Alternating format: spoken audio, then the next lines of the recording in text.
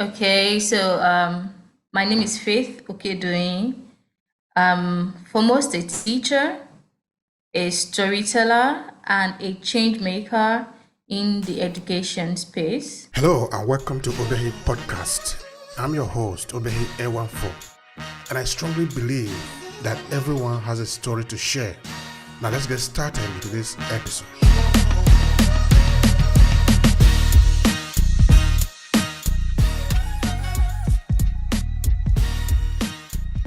I've quite a number of experience in that. Like I would say I've touched down a number of positions in education, and I currently work with teachers in the underserved communities, trying to get them to access professional development or continuous development skills that would empower them to give out quality teaching strategies, to enable the students in their care to also access high quality teaching. That's very interesting. Education and Thank storytelling. you. I will love those areas very well. Mm-hmm. So, tell me, you are originally from Ogun State, right? Is that where you were born, or did you come from somewhere? Yeah, I was born in Ogun State. Mm-hmm. Tell Yeah. me a bit about your background there. Where did you grow up? Well, let us know Ogun State. We just know state, but what is there actually in the state? Um, Ogun State is quite a slow-paced state. It's a place where you get to raise your family in a communal environment as opposed to the city-like nature of Lagos. Somehow everyone knows everyone in Ogun State, and it was quite peaceful, if not a little bit boring, but I wouldn't know boring then. But I grew up with a lot of kids around me in the compound. Like we get to play hide and seek, and all this that we do not have access to lately. The advent of technology has kind of erased that. So I grew up with other kids in the same compound playing around. I have three siblings. We're four. So yeah, it was a great time. I had fun growing up, and Ogun State is a kind of state that supports such upbringing. All right, that's interesting. Now, tell me, how did you get into education? What interests you into education? I would say education chose me because when growing up, we kind of say something like, "I want to be a medical doctor." I also wanted to be a lawyer at some point. And then I think I studied pharmacy. But then when I look back at my story, like when I trace my story, I would say that I've been involved in education one way or the other, right? So when I decided to stay in the field of education, it was just as if I saw a whole new light. I had a lot of insight, and I felt like I felt myself. I was my best self. I am my best self when I work with kids, when I work with teenagers, because I work with more senior students now. So I am my best self. I am able to give out more insight. I'm able to find joy in expressing myself when I work with teenagers. So I would say education found me, and then my transition into teacher education too. So it's just been a way for me to express myself fully and my innate potential. Do you want to tell us what exactly you do in education? Help us to understand a bit of your work. Like I said when I was introducing myself, I'm a teacher. I still teach in the classroom, though I work with international curriculum now. I started with the Nigerian curriculum. That was around 5 years back. And then I transitioned into the international curriculum, working with international schools, the junior level and now the senior level. So right now, I'm also a Cambridge assessment specialist, which means I mark IGCSE. And then I transitioned into, I started with volunteering, right? Volunteering for organizations that help and nurse quality education in underserved communities. So I started by volunteering, but then I volunteered my way up. So right then I started becoming a leader for a team, helping teachers have access to, knowing that I work in an international school. I have access to trainings. That I know that if Nigerian teachers have access to those courses and trainings, the classroom environment will be much better, because I feel the Nigerian teaching system is a bit rigid. But thanks for organizations like Teach for Nigeria that is bringing a lot of focus into teacher training and development, helping teachers find a more interesting, creative way to organize the classroom and all. So knowing that I have such trainings, I felt like I have something to offer to teachers, especially in Nigeria, for them to know more about mental health, for them to know more about 21st century teaching and learning, for them to know more about creativity, innovation, even with limited resources. Of course, we might not have much technology in Nigerian system of education, like, for example, public schools. But then, thanks to Lagos State, there is something like a co-excel, like they have their tab now, and public schools have access to tabs, where they can get to learn seamlessly. But there are also other areas that do not have access to that. So we have to come up with trainings for teachers on how to use the resources that are around them, how to bring in creativity from everything that is around them to help children learn in a more engaging and effective way. So basically, that's what I do with teachers now. So when you say 21st century teacher or Teaching and learning. teaching and Yeah, learning, teaching and learning, yeah. what do you want us to understand by that? Do you want to expand on that a bit? Yes, of course. Thank you. Yeah, we know we are in the 21st century right now, and the reality now, thanks to COVID also, is not what was attainable before. Previously, we had teacher-centered classroom where teachers would be in the front of the class and they dominate the class. Teachers control 95% of what happened in the classroom. But now we have student-centered teaching, where the students should be in control of their learning. They should be engaged. They should take ownership of their own learning experience. They should create what they want to learn, because at the end of the day, that is what stays with them. So 21st century teaching is saying that there are core skills, critical skills that students need to learn, and that would be creativity, problem solving, communication, innovation. I think there are like 5 to 6 skills under 21st century teaching and learning, and these are the skills that would be useful for in their daily lives. Every day we solve problem, we should be able to create something, and all these skills put together helps to create a more functional classroom, a classroom environment where students can relate what is going on in the environment, what is going on in the classroom to their environment, immediate environment. I should be able to apply what I am learning in the classroom to what is going on around me, finding solutions to problem, and also creating, just being one with the environment, yeah, and being a more functional member of the society. I want you to help us understand the Nigeria educational system. What do you want people to know? How does it function? What is actually happening there? I want you to give us a picture. Okay, this might be very big, very holistic, but I want you to give us a picture. Yeah. Help us understand what is happening within the Nigeria educational system. Well, the Nigerian education system, I would say, is quite broad. I cannot speak from a place of authority on that, because there are different curriculums now in the system.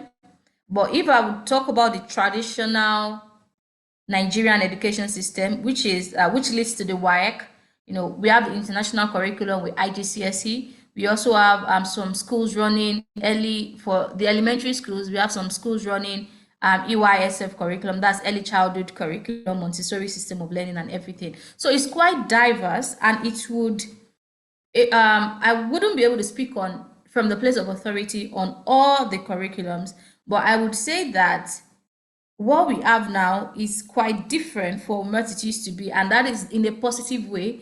There are more learnings are going on. A lot of teachers are getting more exposure to the modern way of teaching and learning. Previously, I know the Nigerian system of education to be quite traditional, where because I have a bit of experience in public school, because I attended a public school in Nigeria, right? So I know that in public schools, you can have the ratio of 100 students to a teacher in a classroom, and that is a public school because it's free education, and every parent wants their children to access a free education, because it's affordable for them, right? So it's quite difficult for teachers to build personal relationship with students in the public sector. However, in the private education, it's a bit more personal than that, you know.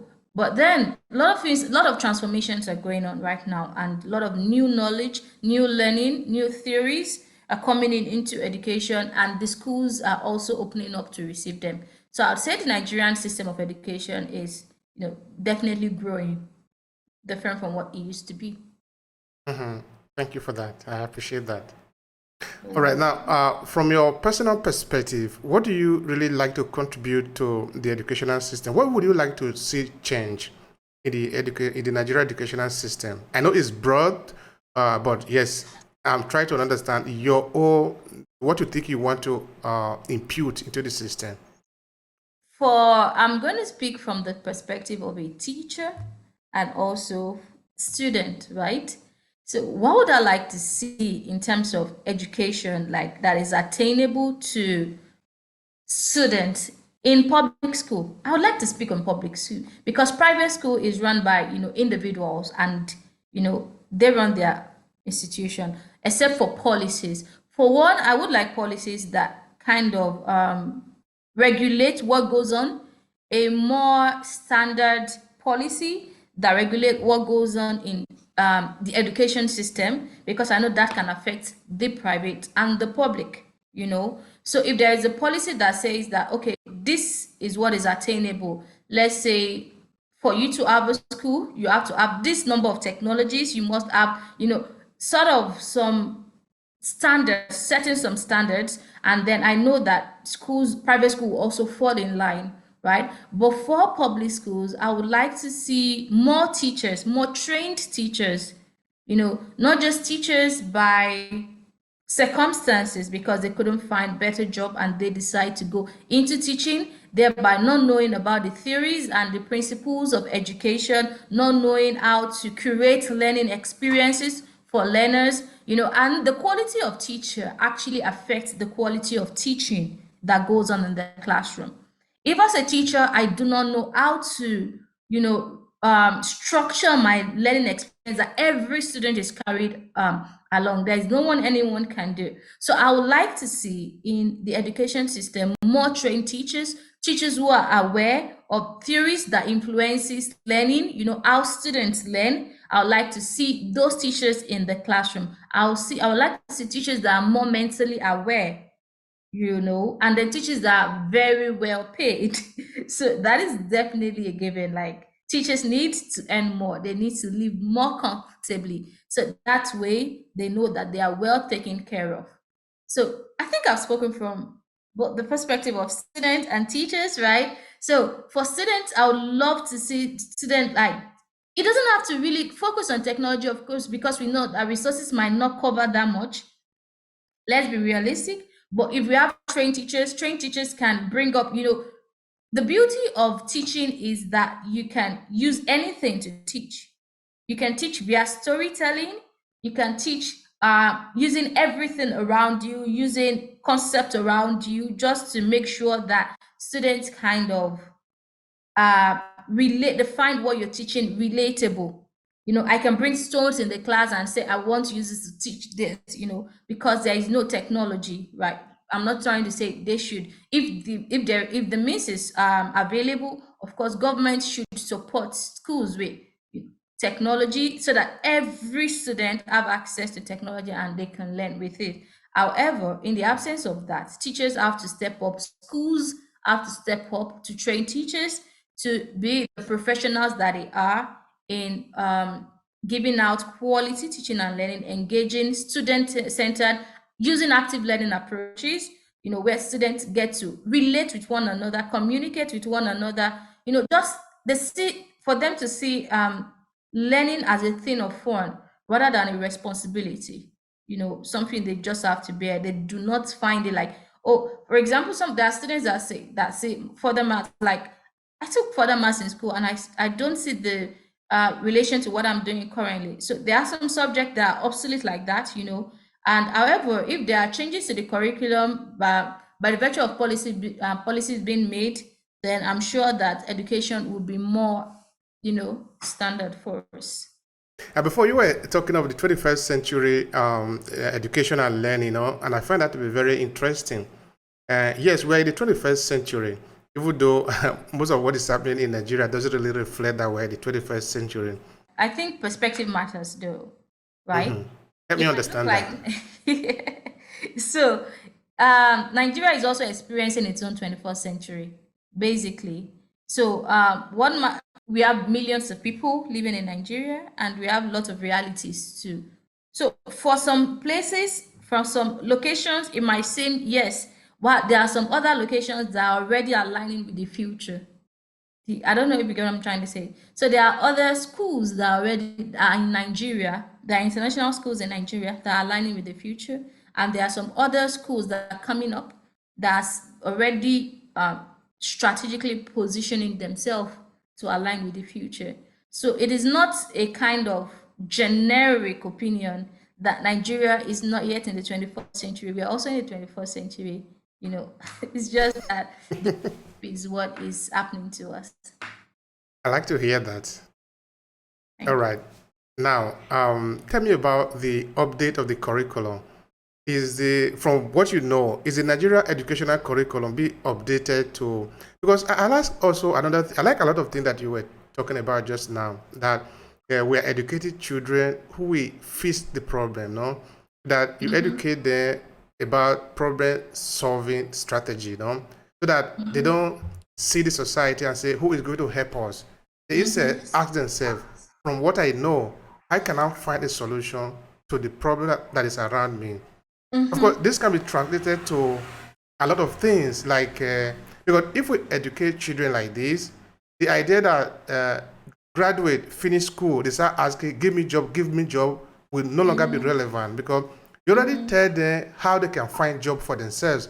So the moment they are finishing, they are already going to be looking for what they can create, because at the end of the day now, business is not a secret thing. It's just Yes. simply a service. Because as a human being, you are 20 years old, you are 30 years old, there must be something you can do for somebody.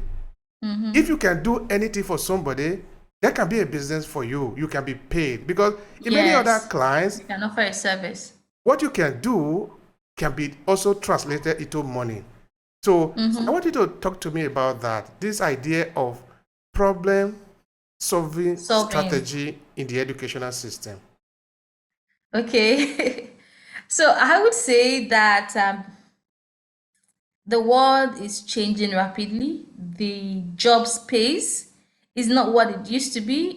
When I was growing up, I used to hear this word white collar job. Those that work in offices, and I want to get a white collar job. I don't want to be an artisan and everything. But after COVID, the realities changed. Like I would say that the reality has changed. What is attainable now? We see a 15-year-old kid can earn legally can earn legally in millions because they are coding. There are a lot of tech skills out there. No, there are young CEOs out there, thanks to social media, right? Thanks to digital technologies that we have, and that is what I would love the government to implement in the education system. It is not like we see people who don't go through school. Well, I support people going through school, like not just school, let's say training. Education is beyond the four walls of a classroom. We need to know that it's not everybody that has to succeed in a classroom to make it. Right. Some of them might go through a training institute. Okay, this is my area of interest. And then that person is groomed. I listen to stories a lot, stories of people who climbed the ladder, stories of people who did a lot of trial and error. And I know that some things that were taught in schools, like they're not just um I don't know, it's not just preparing the students for the future, right? So if the curriculum can be expanded to accommodate skills that would be used for the future. For example, like we talked about problem solving skill. Okay, this is a kid that is good at math but cannot really do maybe not strong in English or not strong in science. And the student is introduced to, let's say, computer, and the person is a tech whiz. This person can code and everything. So instead of spending more time trying to make the student more of a language learner, of course they can speak it and they can write it. Those are the basic skill. But the effort is focused on helping them succeed, in their own field of interest. I think education will be more productive that way. So skills like entrepreneurship, skills like digital skills, all the skills that we are having now, the future is looking different already. We have cloud computing, we have software testing, different skills. Some people are influencers, although I don't see influence. It's more of a lifestyle but let's say digital marketing. All these things we did not have it when we didn't have them when we were growing up. So it would be wrong for us to still continue using those strategies that prepared us for white collar job when employment is different. Now we have graduates that are graduating from university and they are picking up different skills because they realize that, oh, I studied microbiology in school and I really don't see myself working in that. So I really want to become what do you call it now, a software engineer. So they go and start picking up that skill differently. So if this kind of how do I put it now, if these jobs are more like, if there are elements of this job, if this awareness were ingrained into kids when they are growing up in schools, all this, we'll see students with different interests. They are being built in a way that they are looking to solve problems, right? Oh, this is what I want to do. I can do this very well. And they get to start thinking outside the box. How can I do this to ensure that I can align with this job interest and everything? So that is what I mean by problem solving, right? Being able to think outside the box and pick a particular area where they can excel or thrive in and say, okay, this is what I can do and I can really do it really well. So rather than just following it's just like teaching a fish how to climb a tree. When the student is supposed to be going this way and you're taking them that way, it's not fair on them, not because they cannot learn, but because their interests are not just aligned with what you're trying to teach them. Thank you so much for that. I appreciate it. All right, to conclude the conversation briefly, what would be your final message here? What would be your final thought to conclude the conversation that we have had? So I would say that the reality in education is different from what it used to be. And educators are rising up to the task, getting more training, getting more leverage, even trying to transition into education technology, making sure that they are very well ingrained, like they are very much trained to help students in the classroom. So I would say that teachers, right, they are not the teachers we used to have then. They are much more bringing different skills together to ensure that they empower the learners in the classroom. And more people should be interested in that, like empowering teachers. Teachers should not be ignored in the grand scheme of things. Like I know there are philanthropists that want to sponsor student education and all, but I think teachers should be paid much more attention to ensure that they are very well empowered to support and make sure that the students are thriving in the classroom. Thank you so much. I appreciate it. This has really been very interesting, very precise and very interesting conversation. Thank you so much. You're welcome. Thank you very much for the platform. If you enjoy this podcast, make sure you subscribe so you never miss any of our future episodes. Rate and review Obehi Podcast and share with your friends who might need it. I remain Obehi Ewanfo. Thank you so much for listening and talk to you in the next episode.